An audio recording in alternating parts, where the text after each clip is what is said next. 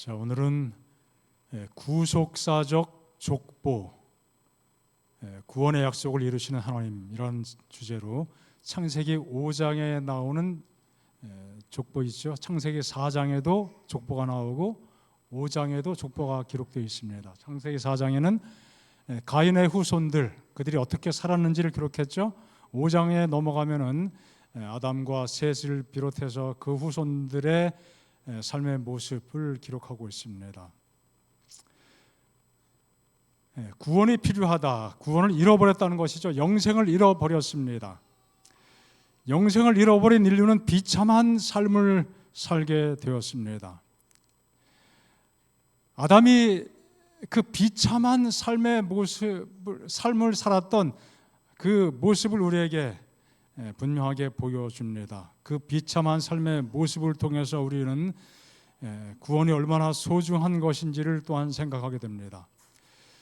부조와 선지자에 보면은 아담이 참 아주 불쌍한 모습을 가지고 살았다는 생각을 아주 깊이 하게 됩니다. 얼마나 측은한 모습인지. 아담의 생애는 비탄과 겸비와 통회의 일생, 늘 슬픔에 가득 찬 것입니다. 에덴을 떠났을 때 그는 죽음을 피할 수 없으리라는 생각, 죽음에 대한 생각, 죽음에 대한 두려움, 그것이 아주 컸어요. 드디어 죽는가 보다. 하나님이 먹으면 선악과 따먹으면 정령 죽겠다. 안 죽을 줄 알았는데 마귀의 말을 듣고 이제 에덴을 떠나게 되면서 죽음이 그에게 현실적인 문제로 다가오고 두려움에 사로잡히게 되었습니다. 그의 장자 가인이 아우를 죽였을 때 얼마나 참 비참할까요? 우리 집에서 만약에 우리 집안에서 그런 일이 벌어졌다고 상상해 보세요. 자녀끼리 싸워서 살인이 벌어졌습니다. 얼마나 비통하겠습니까? 큰 고통을 느끼면서 죽음의 실제를 알게 되었어요. 정말 죽음이 이렇게 비통한 것이구나. 자기의 죄에 대한 심한 가책, 내가 안 따먹었어야 되는데 그 얼마나 마음의 양심의 가책이 있겠습니까? 그리고 아벨이 죽고 가인이 버림받은 이 이중의 슬픔. 아담은 고뇌로 뭐가 꺾였어요? 기가 꺾였다. 얼마나 정말 코가 빠졌어요. 정말 어깨가 축 늘어지는 경험을 하게 됩니다.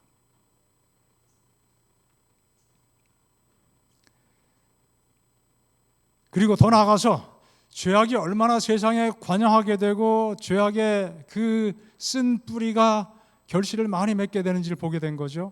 마침내 홍수로 인한 세상의 멸망을 초래케 할 전 세계 편만한 부패를 목격하였다. 그 죄의 그 작은 시작, 아무것도 아닌 것 같은 그 작은 그 출발점을 통해서 얼마나 그 죄의 흉악한 모습이 온 세상에 가득하게 되는지를 목격하게 됩니다. 창조주께서 그에게 내리신 사형 선고는 처음에 무섭게 보였지만 약 1,000년 동안 930년을 살았는데 약 1,000년 동안 죄악의 결과를 목도한 다음에는 그는 고통과 슬픔의 생애를 끝나게 하신 것은 하나님의 무엇이다? 자비라고 하는 것을 하나님이 우리를 사람들에게 벌 주려고 하나님께서 분노하셔서 죽음에 이르게 하신 것이 아니라 죄가 만들어 놓는 이 결과, 끔찍한 결과 너무너무 무서운데 영원토록 그 고통 가운데 살지 않게 하시고 그래서 1,000년 살게 하신 것 하나님의 사랑의 손길이구나. 이것을 느끼게 된 것이죠. 지금은 점점점 줄어서 아마 지금 인간의 수명이 계속 늘어나고 있는데 그 건강도 늘어나는 수명만큼 계속 증진된다면은 아마 훨씬 더 세상이 더 무서운 세상이 되지 않겠습니까? 그리고 200년 살면서 한 150년 건강하게 산다면은 아마 세상은 더 끔찍한 세상이 될 것입니다. 어쨌든 생로 병사 이것마저도 하나님의 자비하신 그 손길의 한 부분임을 우리가 고백할 수밖에 없습니다.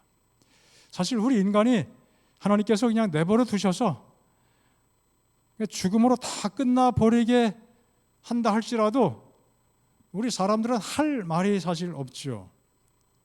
그렇지만 하나님께서는 우리 인생들이 죽음으로 끝나버리도록 그냥 버려두지 않으신 것입니다. 구원의 계획이 성취되도록 하나님의 섭리가 이 땅에서 하나님의 돌보심 속에서 끊임없이 이루어져 가고 있는 것이죠. 5장에 나타난 그 족보의 그 모습은 우리에게 그 사실을 잘 가르쳐 주고 있습니다. 에녹과 라멕, 노아, 무드셀라 이 모든 사람들을 통해서 하나님께서는 구원하시는 하나님의 그 손길을 끊임없이 보여주시고 계시해 주셨습니다. 그들의 족보는 후에 셈, 아브라함, 이삭, 야곱으로 계속 이어지죠. 그리고 이스라엘 민족이 형성되고 또 다윗 그리고 그 후손들이 계속 이 땅에서 후손을 낳고 하다 보니까 마침내 누가 태어났어요? 예수님께서, 그리스도께서 메시아로 믿음의 그 진영에서, 그리고 다윗의 가문, 다윗 왕의 후손으로 예수님께서 태어나셨습니다. 그래서 창세기 5장의 족보는 구속사적인 족보라는 사실을 우리가 기억해야 됩니다.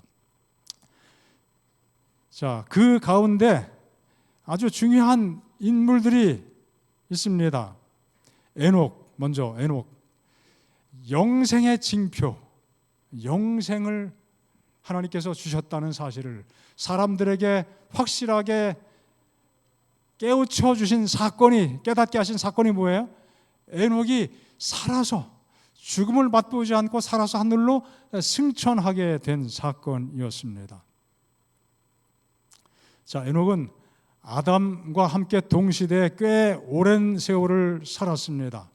아담으로부터 직접 하나님의 창조의 그 아름다운 이야기, 그리고 매우 아쉽지만 아담과 하와가 그 결정적으로 실수해서 또 그들의 인생을 실패로 이끌고 범죄하게 된 그 사건, 세세하게 다 가르쳐 줬죠. 에녹은 그 모든 것들에 대해서 정말 흥미진진하게 듣고 그 모든 전달받는 하나님의 구원의 약속을 마음속에 새기면서 하나님을 간절히, 또 구원을 간절히 사모했습니다. 그리스도에 관한 진리를 깨닫고 그것을 깊이 묵상하고 그것을 열심히 전하는 일에 그의 삶을 바칩니다. 그는 거룩한 계보의 한 사람이요, 참된 신앙의 보존자들의 한 사람이요, 약속된 여인의 후손의 선조들 중에 한 사람, 에녹을 그렇게 묘사합니다. 이 구속의 흐름, 구속사의 그 중요한 맥을 여기 표현하고 있습니다. 그는 아담으로부터 타락의 어두운 이야기, 또 그 약속에 나타난 하나님의 은혜에 관한 위안을 주는 이야기를 배웠다. 이야기란 말은 역사죠. 그래서 그는 오실 구속주를 어떻게 했어요? 기다렸어요. 바라봤습니다. 정말 이것이 인류의 소망이구나. 그리고 장남에 태어난 이후에 에녹은 더 높은 경험에 이르고 하나님과 더 친밀한 교제 가운데로 이끌려 들어갑니다. 하나님의 자녀로서의 자신의 의무와 책임을 보다 더 완전하게 깨달았다고 했어요. 아버지에 대한 자녀의 사랑과 그의 보호에 대한 아이의 단순한 신뢰, 우리가 다 부모로서 다 경험했죠. 제가 요즘에 그 천주교 황창현 신부님 그 유튜브에 강의를 며칠 동안 몇 개를 좀 봤는데, 그분이 이제 참 아주 자기 말로, 본인 말로 이게 된다고 참 재밌게 강의를 잘하죠. 어린아이가 태어나면은 우리가 늘 하듯이 아이가 재롱을 부리는 것이 아니라, 누가 재롱을 부려요? 집안에 뭐 어른들, 엄마, 아버지, 할머니, 할아버지 다 모여가지고 뭐 눈만 떠도 좋아하고 방글방글 웃기만 하면 난리가 나고 그냥 얼마나 좋아하는지 어른들이, 할아버지, 할머니가 재롱을 핀다는 거예요. 그래서 만 1살, 2살, 3살 이때 아이들이 얼마나 예쁜지 그 몇 년 동안에 평생에 할 효도를 다 했다는 거예요. 아주 웃기면서 표현하더라고요. 그 얼마나 예쁘냐 이거예요. 그 평생에 효도할 거 다 받았으니까 그 이후에 효도 받을 생각하지 말라는 거예요. 자, 아버지에 대한 자녀의 사랑, 또 그의 보호에 대한 아이의 단순한 신뢰, 얼마나 행복한 경험들입니까? 또한 그의 장남에 대한 깊은 애정과 부드러움의 마음을 느꼈을 때, 그는 당신의 아들을 사람들에게 선물로 주신 하나님의 그 놀라운 사랑과 하나님의 자녀들이 하늘 아버지 안에서 편히 쉴 수 있는 신뢰의 귀중한 공과를 배웠다. 부모와 자녀 사이의 관계가 그저 인간적인 행복으로 끝나는 것이 아니라 하나님의 구속적인 사랑, 구속의 은혜를 또 배우는 아주 생생한 삶의 현장 교육이 되고, 그래서 그 마음속에 자녀를 낳은 다음에, 아들을 낳은 다음에 하나님과 더 가까이 어떻게 했다는 거예요? 교통하게 되었다.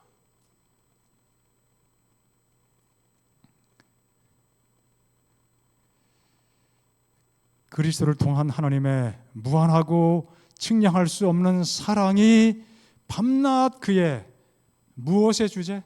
명상.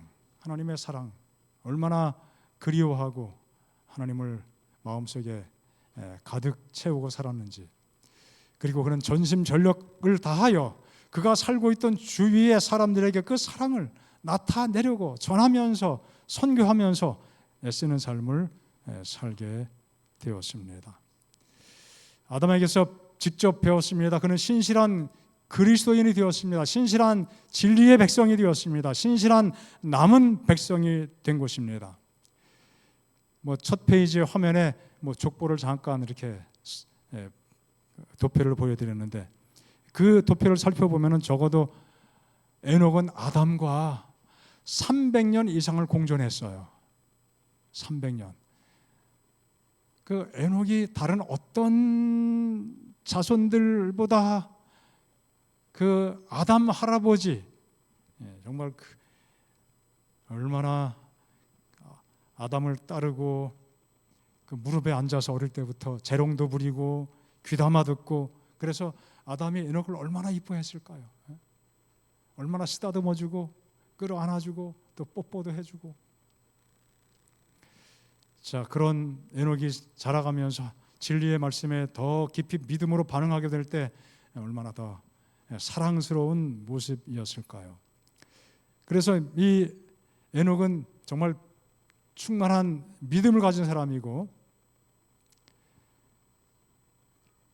그는 마침내 하늘로 승천하게 되죠. 영생의 징표가 됩니다. 그는 죽음에 대한 고뇌를 느끼게 됐고 경험하게 됐고, 그래서 자연스럽게 그리스도의 구속과 재림에 대한 믿음이 더 강화되었습니다. 더 절실하게 예수님의 재림, 또 그에 따른 구속을 사모하게 된 거죠. 에녹은 죽은 자에 관하여 근심하였었다. 의인과 악인이 다 같이 흙으로 돌아가고 이것이 그들의 종말인 것 같이 그에게는 생각됐었다.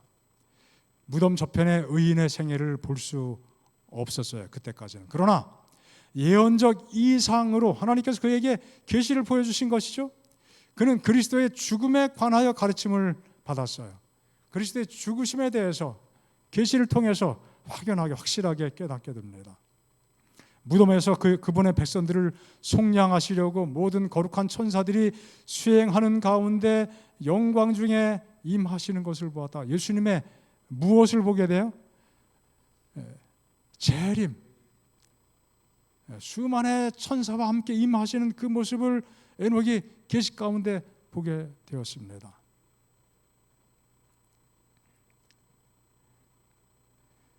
그는 이 세상에 유일하신 하나님과 주 예수 그리스도를 부인하고 율법을 짓밟으며 속죄를 경멸하는 거만하고 참남되며 제멋대로 하는 세대가 될 것을 보았다. 에녹이 승천한 이후에 한참 후에 노아 홍수가 임하게 되죠. 그런 악함이 세상에 가득하게 되는 그 모습, 그 장면까지도 계시를 통해서 보게 된 것입니다.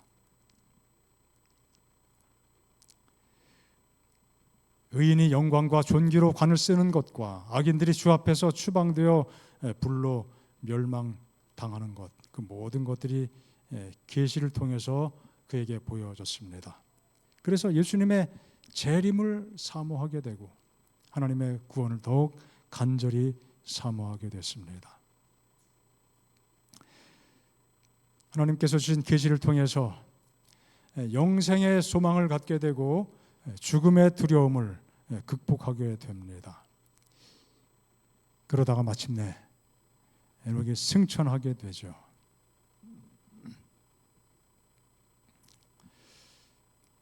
자, 그 승천의 모습에 대해서 이렇게 묘사합니다. 지상에서 그가 없어진 것이 느껴졌다. 날마다 들려오던 그의 경고, 그렇게 교훈의 음성이 없어졌죠. 안 들립니다. 여기 그 다음에 중요한 표현이 있습니다. 악인과 의인 양편에서 그가 지상을 떠나는 장면을 목격한 사람들이 있었다. 조용히 아무도 모르게, 쥐도 새도 모르게 호련히 사라진 것이 아니에요. 갑자기 없어진 것이 아니라 사람들이 볼 수 있게, 마치 예수님이 하늘로 승천하실 때 사람들이 본 것처럼 의인만 본 것이 아니고 누구도요? 악인의 무리 중에도 몇 사람들은 그것을 목격한 사람이 있었다는 것이죠. 그가 자주 가는 한적한 곳에 옮겨졌으리라는 희망을 가지고 그를 사랑하는 자들은 훗날 선지자 생도들이 엘리야가 승천한 후에 그를 찾으려고 노력했던 것처럼 에녹을 찾으려고 부지런히 찾아봤지만 찾지 못했습니다. 그래서 마침내 얻은 결론이 뭐예요? 하나님께서 데려가셨다. 에녹을 승천시키심으로 주께서는 중대한 공과를 가르치실 계획이었다. 아담의 죄가 초래한 무서운 결과들 때문에 사람들이 낙담에 빠질 위험이 있었다. 야, 인생은 아무것도 아니구나. 죽으면 끝이구나. 소망도 없구나. 그냥 막 살자. 뭐 그럴 수도 있고 절망 가운데 살아가는 사람들.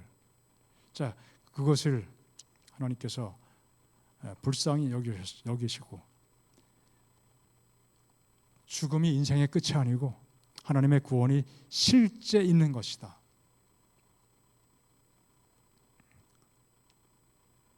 그 사실을 교훈하시기 위해서 에녹을 승천시켜 주신 것입니다.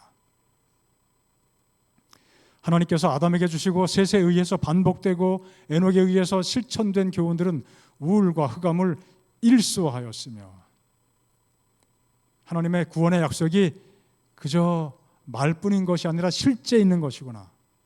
아담을 통하여 죽음이 온 것처럼 약속된 구속주를 통하여 불사불멸의 생명이 이를 것이라는 무엇을?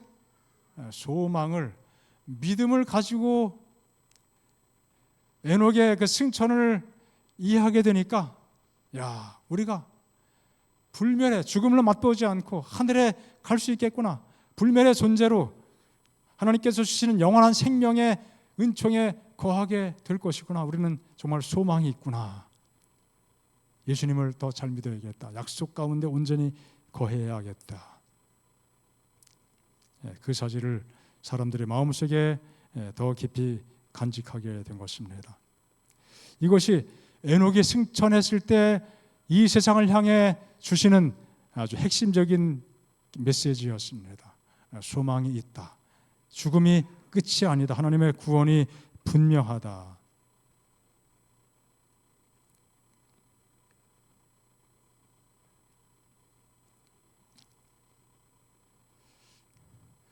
그들은 그의 모본 가운데서 그런 생애의 복됨을 보았다. 그리고 그의 승천은 순종하는 자는 기쁨과 영광과 불멸의 생명을 상급으로 받고 범법자는 정죄와 재앙과 죽음의 판결을 받는다는 장래에 관한 그의 예언이 진리라는 증거였다. 에녹이 이런 기별을 계속 전하게 된 것이죠. 그가 전한 기별이 진짜구나. 아담이 죽고 57년 지난 다음에 에녹이 하늘로 승천하게 되었습니다. 아담이 죽었어요. 야, 드디어 첫 조상 아담이 숨을 거뒀어요. 얼마나 그것이 사람들의 마음속에 그렇게 될 것을 알았죠? 하나님께서 하신 말씀이기 때문에. 하지만 실제로 아담이 죽음에 이르게 되었을 때 그 사람들이 마음속에 간직하게 되는 그 상실감, 그것은 굉장한 것입니다. 그런데 세월이 한 반세기쯤 지난 다음에 에녹이 승천해요. 야, 아담은 죽었지만 그 죽음이 우리 인생의 마지막이 아니구나. 하나님의 구원의 약속이 정말 사실이구나. 그 귀한 하나님의 그 사랑의 기별을 그들이 마음속에 확인하게 된 것입니다. 죽음에 대한 절망을 딛고 영생과 하늘에 대한 소망이 그들의 마음속에 놀랍게 일깨워지게 되었습니다. 창세기 5장의 족보에 보면 계속 반복되는 단어가 뭐예요? 죽었더라, 죽었더라, 죽었더라. 낳고 죽고, 낳고 죽고. 낳았다, 죽었다. 그러나 그 죽음이 끝이 아니라는 것이죠. 그 창세기 5장 가운데 죽음을 피해간 유일한 인물이 바로 에녹입니다. 하지만 그러나 그 에녹은 모든 사람들에게 그 구원에 대한 소망을 일깨워주는 아주 중요한 역할을 하게 된 것입니다. 다 죽었지만 죽었다는 기록 없이 하나님께서 데려가셨더라. 얼마나 놀라운 하나님의 구원의 은총일까요? 그는 하나님과 동행했다고 그의 삶의 특징을 기록하고 있습니다. 에녹, 가르치다, 증거하다, 그런 뜻을 가진 것으로 설명이 됩니다. 그의 삶 자체가 하나님의 위대하신 사랑과 구원의 은혜를 가르치고 증거하는 것이었고, 실제로 그는 사람들에게 예수님의 재림, 심판의 기별을 전하며 살았습니다. 말씀드린 것처럼 아들을 통해서 하나님과 전적으로 동행하게 되는 결정적인 전환점을 맞이하게 됩니다. 그가 낳은 아들, 이름이 뭐예요? 무드셀라. 이름이 심상치 않아요. 그가 죽으면 세상에 심판이 임한다. 그런 의미를 가진 이름이에요. 무드셀라가 죽으면 어떻게 된다는 거예요? 하나님의 심판이 임한다.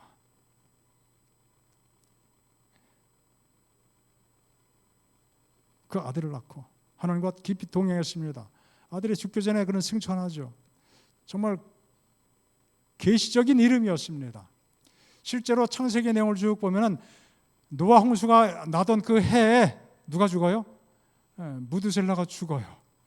그가 죽을 때 세상에 심판이 임한다. 에녹은 아버지입니다. 이 아들이 죽으면은 하나님의 심판이 이 땅에 임하게 되는 거예요. 그게 확실하게 보였습니다. 확실한 믿음이었어요. 얼마나 간절하게 세상을 향하여 기별을 전했을까요? 주님의 재림에 대한 더욱 간절한 심정을 갖고 살아갔습니다. 유다서입니다. 아담의 7대 손 에녹이 이 사람들에 대하여도 예언하여 이르되 보라, 주께서 그 수만의 거룩한 자와 함께 임하셨나니. 계시 가운데 본 것입니다. 예수님의 재림의 광경을 에녹이 봤어요. 이는 무사람을 심판하사, 그 심판의 장면도 다 보게 되었습니다. 아마 노아 홍수 그 너머의 또 최종적인 심판, 그 모든 것이 에녹에게 계시가 된 것이죠. 무사람을 심판하사 모든 경건하지 않은 자가 경건하지 않게 행한 모든 경건하지 않은 일과 또 경건하지 않은 죄인들이 주를 거슬러 한 모든 완악한 말로 말미암아 그들을 정죄하려 하심이라 하였느니라. 이런 기별을 가지고 사람들에게 열심히 전하게 되었습니다. 경건하지 않은 사람들, 하나님을 두려워하지 않는 사람들을 향하여 경고의 음성을 외치게 됐습니다. 그리고 그의 삶 자체가 세상을 향한 경고가 된 것이죠. 믿음으로 에녹은 죽음을 보지 않고 옮겨졌으니 하나님이 그를 옮기심으로 다시 보이지 아니하였느니라. 그는 옮겨지기 전에 하나님을 기쁘시게 하는 자라 하는 증거를 받았느니라. 하나님을 기쁘시게 하는 자, 하나님의 말씀을 완전히 믿은 것이죠. 그 믿음이 하나님을 기쁘시게 했다. 우리가 잘 읽고 인용하는 말씀이 그 다음 절, 믿음이 없이는 어떻게 해요? 하나님을 기쁘시게 하지 못한다. 하나님께 나아가는 자는 반드시 그가 계신 것과 또한 그가 자기를 찾는 자들에게 상 주시는 이심을 믿어야 할지니라. 에녹이 그렇게 믿은 것이죠. 그것을 믿고 하나님과 아주 깊이 교통한 것입니다. 그래서 우리는 믿음이 없이는 하나님을 기쁘시게 하지 못한다, 그냥 이 대목만 머릿속에 담을 것이 아니라 이 문장은 누구로부터 이어지는 거예요? 에녹의 경험으로부터 이어지는 것이죠. 에녹이 얼마나 믿음에 충만한 삶을 살았는지, 어떤 믿음을 가지고 하나님의 약속의 말씀을 의지했는지, 하나님의 구원의 약속, 영원한 생명의 소망, 그것이 얼마나 분명하게 이루어질 것인지를 확실히 믿고 전함에 살았는지, 하나님께서 주신 계시의 안목을 따라서 하나님의 심판의 기별까지 증거하게 됐죠. 우리가 하나님을 믿을 때 그런 에녹의 심정을 가지고 하나님을 온전히 믿으면은 하나님이 어떻게 하신다고요? 기뻐하신다는 것이죠. 하나님이 살아계시고 십자가에 돌아가시고 단순한 그 표면적인 이해가 아니라, 그런 믿음이 아니라 에녹이 가지고 있었던 그 믿음, 그 믿음이야말로 하나님을 기쁘시게 하는 믿음이라고 설명하고 있는 것입니다. 우리가 다 그런 믿음의 사람으로 살 수 있기를 소망합니다.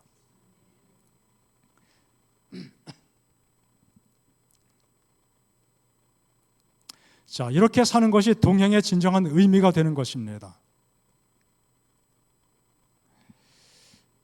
옆에 사람들이 볼 때도 정말 에녹은 하나님을 기쁘시게 하는 삶을 사는구나, 그런 증거를 받게 됐습니다. 하나님의 살아계심, 그리고 영생의 상을 분명히 주시는 하나님, 그에 대한 확고한 믿음, 그런 믿음이 있어야 이 시대에, 노악 시대에 사람들이 흥청망청 시집가고 장가가고 온갖 범죄에 빠져 살지라도 노아와 그의 가족들은 그런 것에 이끌리지 않고 휩쓸리지 않고 어떻게 했어요? 오직 믿음을 가지고 하늘을 바라보고 하나님을 중심으로 삶을 살게 되었습니다. 확고한 믿음이 있으면 그렇게 살게 되는 것이죠.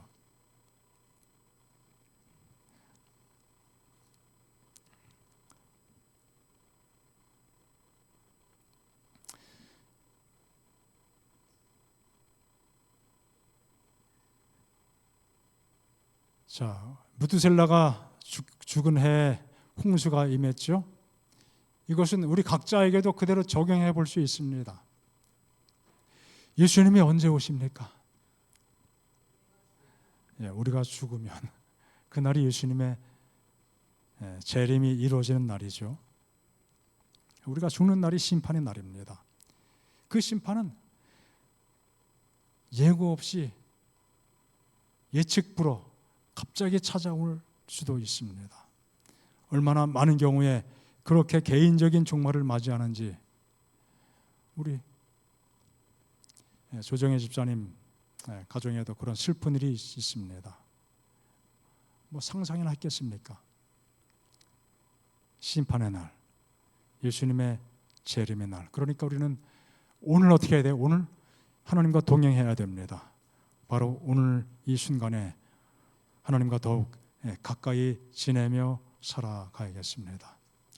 자, 그의 구속의 족보 가운데 또 하나의 중요한 인물이 노아입니다. 노아는 그리스도의 표상, 이렇게 설명할 수 있습니다. 노아가 태어나게 되었습니다. 라멕이 그 아버지인데 아들을 낳고 이름을 노아라 했다. 그 의미가 무엇이냐? 여호와께서 땅을 저주하심으로 수고롭게 일하는 우리를, 아담이 범죄한 다음에 이 땅에 저주받고 그로 인해서 얼마나 이 땅에서 먹고 사는 것이 힘든지, 그런 사람들이 가득한 이 세상에서 이 아들 노아가 이 불쌍한 사람들, 고생하며 사는 사람들에게 무엇이 되겠다? 안위, 위로가 되겠다는 것이에요. 아담의 10대 손입니다. 노아는. 노아 시대 홍수가 임했습니다. 그러니까 어쨌든 세상의 타락이 가장 극도로 악하게 된 그 시대에 살게 된 것이죠. 폭력과 부패로 가득한 세상이 되었습니다.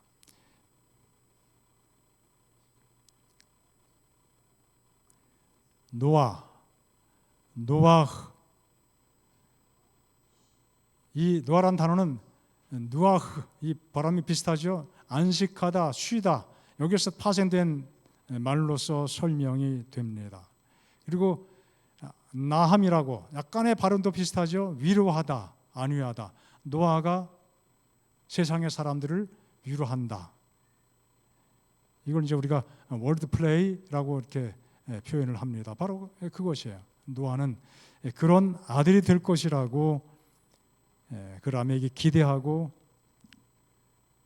또 하나님의 심판의 메시지, 라멕이 믿음이 있었죠. 에녹의 기별을 들었죠.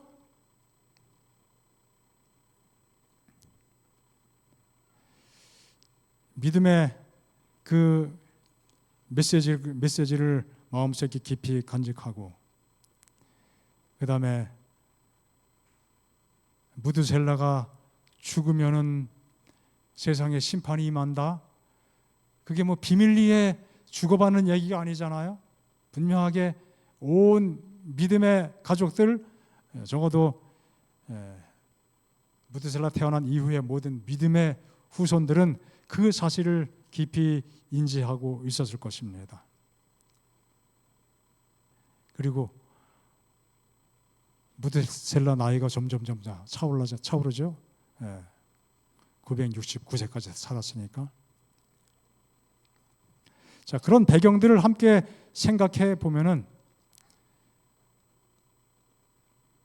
하나님의 구원의 약속이 노아를 통해서 방주지는 그 일을 통해서 이루어질 것을 아마 예언적으로 다 이렇게 통찰하고 기별을 전한 것으로 이해가 됩니다. 정말 포악한 세상,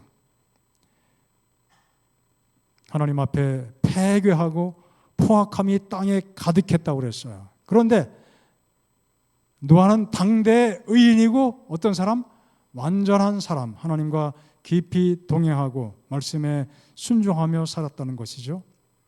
그리고 평생을 살면서 정말 한 세기 이상 방주를 지으면서 하나님의 심판의 기별을 열심히 전했습니다. 타락한 이후에 땅에 저주가 임했습니다. 경작하기 힘든 환경으로 변화된 것이죠. 그래서 정말 수고해야 먹고 살 수 있는 세상이 되었습니다. 우리가 흔히 말하듯이 사는 게 고생 그 자체이죠. 라멕은 자기 아들 노아가 이 폭력이 넘치는 세상, 또 그 속에서 많은 문제와 고통과 상처를 부둥켜 안고 살아가는 그 사람들의 그 삶의 모습 속에서 바로 그들에게 평안과 안식을 주는 아들이 되기를 기대한 것이죠. 어떻게 보면 이 아들이 뭐가 되기를 기대한 거예요? 아들 자체가 하나님께서 약속하신 메시아가 되기를 기대한 그 흔적을 우리가 분명히 읽을 수 있습니다. 그러니까 이 라멕은 굉장히 믿음이 아주 확고한 사람이었어요. 아니, 이 아들이 이 모든 고통당하는 사람들을 위로할 것이다. 이거 누가 할 수 있는 거예요? 예수님이 하는 것입니다. 바로 예언적인 안목으로 이름을 지은 것입니다. 참된 메시아가 되기를 기대한 것이죠. 이 당시 사람들은 거의 1000년을 살았습니다. 아무리 오래 살지라도 죽음 앞에서는 뭐예요? 시편의 말씀처럼 그 연수의 자랑은 수고와 슬픔에 불과한 것입니다. 1000년을 살아도 마찬가지입니다. 그 이상도 아니고 그 이하도 아닙니다. 사람들은 죽음을 두려워합니다. 죽음 앞에서 후회하고 아쉬워합니다. 지금도 그렇죠. 욕심에 끌려 계속 인생을 살다가 막판에 가서 뭐라 그래? 후회합니다. 이거 그렇게 살지 말걸. 좀 더 베풀고 살걸. 좀 더 사랑하며 살걸. 인생은 정말 아무것도 아닌 허무한 것이죠. 마침내 홍수가 임했고 그 홍수 속에서 노아와 그의 가족만 구원받게 되었습니다. 인류의 구원자가 될 수 있었지만 사람들의 불신으로 그저 겨우 8명만 구원받게 되었습니다. 어쨌든 세상이 다 망하게 될 때 역사의 새로운 시작을 주도하는 아주 중요한 인물이 되었습니다. 그럴지라도 그가 죄의 모든 문제를 해결할 수는 없었습니다. 여전히 세상에 죽음의 문제는 남아 있었습니다. 구원의 은혜는 오직 그리스도 예수를 통해서 주어지죠. 자, 노아 방주를 성경에서는 신약 성경에는 그리스도를 통한 구원의 한 예표 표징으로 설명을 하고 있죠. 그들은 전에 노아의 날 방주를 준비할 동안 하나님이 오래 참고 기다리실 때 복종하지 아니하던 자들이라. 방주에서 물로 말미암아 구원을 얻은 자가 겨우 몇 명뿐이니 겨우 8명이라. 자, 21절 우리 함께 읽습니다. 시작. 물은 예수 그리스도께서 부활하심으로 말미암아 이제 너희를 구원하는 표니 곧 침례라. 이는 육체의 더러운 것을 제하여 버림이 아니요 하나님을 향한 선한 양심의 간구니라. 홍수 때 물이 범람했습니다. 온 지구를 물로 뒤덮어 버렸습니다. 지구가 물속에 완전히 잠겼습니다. 그 장면을 침례와 연결시키잖아요. 우리의 구원을 보여주는 표징, 침례, 물속에 잠기는 것, 물을 통해서 구원받은 것입니다. 노아의 가족이 물을 난리가 났지만 오히려 물속에서 구원받았습니다. 우리가 구원받게 될 때도 그 물속에서 물을 통해서 하나님의 구원의 약속이 우리에게 한 증표로 주어지게 되죠. 이것이야말로 참된 위로가 되는 것입니다. 구원의 놀라운 역사. 이 말씀을 우리가 노아처럼 믿고 에녹처럼 믿고 그렇게 믿음으로 살아가야 되겠습니다. 참된 위로가 있으면 거기에 참된 믿음 있는 곳에 참된 위로가 있습니다. 이사야 40장에는 바빌론의 포로가 된 그 백성들을 향하여 위로하는 기별이 주어집니다. 너희는 위로하라. 내 백성을 위로하라. 예루살렘의 마음에 와 닿도록 하나님 백성들의 마음속에 와 닿도록 말하라. 외치라. 이제 노예의 때가 끝났다. 포로 생활의 고통이 다 끝나간다. 그 모든 죄악이 사함받게 되었다. 그 모든 죄로 말미암아 여호와의 손에서 벌을 배나 받았다. 이미 대가를 다 치렀다. 자, 그러면서 이제 외치는 자의 소리여 이르라. 이르되 너희는 광야에서 여호와의 길을 예비하라. 침례 요한의 사명을 여기 언급하고 있죠. 길을 평탄하게 하고 메시아가 오는 길을 예비하라. 그렇게만 언급하고 있습니다. 자, 바벨론 포로로부터 해방될 것을 예언하는 것이 바로 이사야 40장인데, 그러면서 그저 해방되고 포로에서 돌아오는 것으로 끝나는 것이 아니라 궁극적으로 이 전체적인 흐름 볼 때 마침내 어떤 문제가 해결된다는 거예요? 죄의 문제. 가장 심각한 문제거든요. 죄 때문에 나라가 망하고 죄 때문에 죽음이 이르게 되고 죄 때문에 포로가 됐는데 그 포로의 기간이 다 끝났습니다. 그러면서 죄가 다 해결됐다는 것이에요. 그 죄가 해결되는 것은 무엇입니까? 하나님의 은혜죠. 메시아의 사역입니다. 그래서 메시아가 이 땅에 오실 것을 준비하라고 말씀하고 있고, 풀은 마르고 꽃은 시들지만 하나님의 말씀은 영원히 서리라. 하나님의 약속의 말씀, 구원의 말씀, 이 아름다운 소식을 시온에 전하는 자여 너는 높은 산에 오르라. 아름다운 소식을 예루살렘에 전하는 자여 너는 힘써 소리를 높이라. 이 구원의 소식, 얼마나 놀라운, 얼마나 반갑고 또 감격적인 소식인지 목소리 높여서 힘차게 외쳐라고 말씀합니다. 자, 여기 보니까 보라, 주 여호와께서 장차 강한 자로 임하실 것이요. 누구예요? 메시아입니다. 강한 자. 신이 그의 팔로 다스리실 것이라. 보라, 상급이 그에게 있고 보응이 그의 앞에 있으며 그는 목자같이 양떼를 먹이시며 어린 양을 그 팔로 모아 품에 안으시며 젖 먹이는 암컷들을 온순히 인도하시리로다.